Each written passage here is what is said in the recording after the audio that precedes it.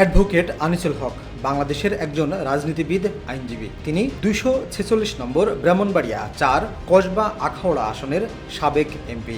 2014 সালের 5 জানুয়ারি অনুষ্ঠিত 10ম জাতীয় সংসদ নির্বাচনে বিনা প্রতিদ্বন্দ্বিতায় সাংসদ হন। 2024 সালের 5 আগস্ট সরকার পতনের মধ্য দিয়ে তার ক্ষমতার অবসান হয়। 5 আগস্ট সরকার পতনের সংবাদ ছড়িয়ে পড়ার আগেই বনানীর এই বাড়িটি থেকে সরে পড়েন সাবেক এই আইনমন্ত্রী। ক্ষুব্ধ জনতা হামলা চালায় তার বনানীর এই বাড়িতে, ভাঙচুর ও অগ্নিসংযোগ করে বিক্ষুব্ধ জনতা।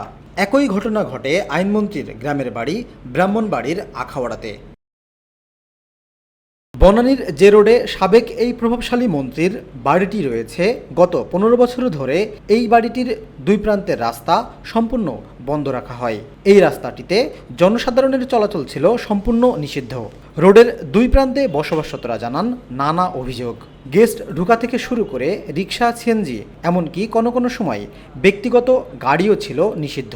নানা জেরাসহ হয়রানির মুখে পড়তে হতো তাদের নানা সময়। তবে মন্ত্রী পালালেও ভয় যেন পালায়নি তাদের মন থেকে। ক্যামেরার সামনে কথা বলতে রাজি হয়নি কেউই।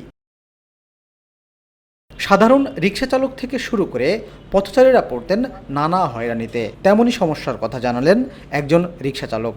বাই করে দিয়েছে পরে সমস্যাই, ভালোই সমস্যা হইতে। যেমন আমাদের কষ্ট তো গরিব নয়, আমরা এমন পরিশ্রম করে খাই, যদি আমার গাড়া বাতারা না আসতে দেয় কীভাবে খাবো? আমরা তো আর এমন কোনো ইয়ে নাই, তখন তো আমরা আসিনি, আইন আমরা মানিয়ে চলছি সবসময়।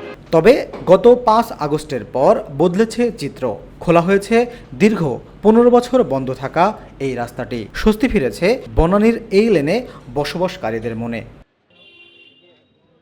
এফ এ শাহেদ, রূপালী বাংলাদেশ।